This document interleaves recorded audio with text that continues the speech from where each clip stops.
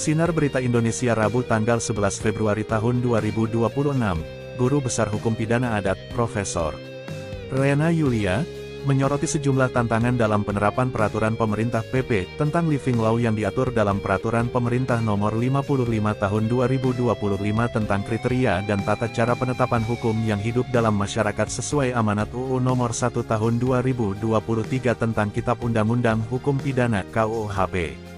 Ia mengaku memiliki sejumlah kekhawatiran. Salah satunya terkait ketentuan yang memungkinkan tindak pidana adat yang tidak diatur dalam KUHP dipersamakan dengan tindak pidana yang diatur dalam KUHP.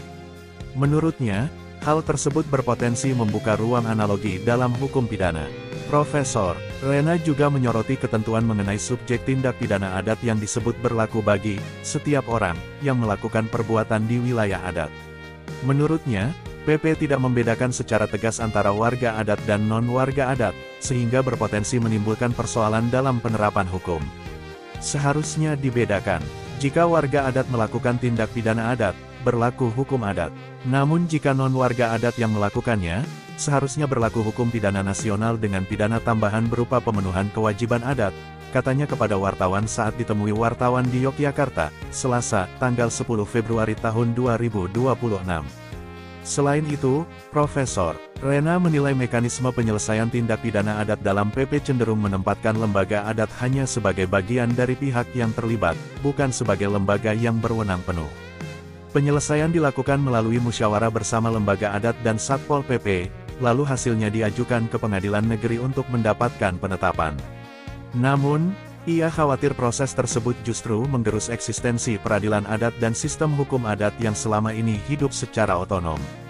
Terlebih, penentuan apakah suatu tindak pidana diakui sebagai tindak pidana adat atau tidak berada di tangan pemerintah daerah dan DPRD melalui proses pembentukan Perda. M. Iqbal, Sinar Berita Indonesia mengabarkan. Jadi memang untuk PP Living Law ini udah diatur di dalam Peraturan Pemerintah Nomor 55 Tahun 2025 gitu ya, tentang kriteria dan tata cara penetapan hukum yang hidup dalam masyarakat. Agak tergelitik pemikiran saya. Pasal di dalam PP itu ada yang menyebutkan bahwa setiap orang siapapun, mau warga adat ataupun mau warga non-adat yang melakukan tindak pidana adat di daerah itu, maka berlakulah si PP ini kan gitu, atau berlakulah si Perda itu. Padahal kan bisa jadi ada perbuatan yang dilakukan tetapi bukan di daerah itu, tetapi tindak pidana adat gitu. Sehingga menurut saya sih seharusnya peraturannya dilengkapi dengan misalnya subjek tindak pidana adat itu adalah bisa bisa warga adat, bisa warga non adat.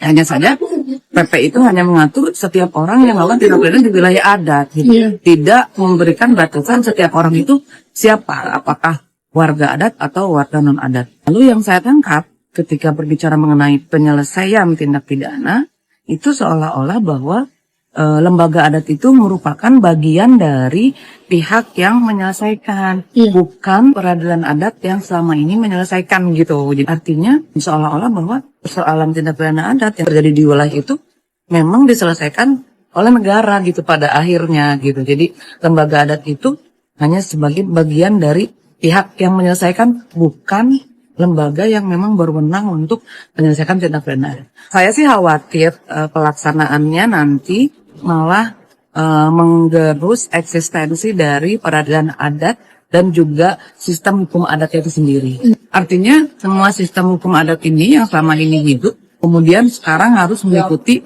hukumnya negara.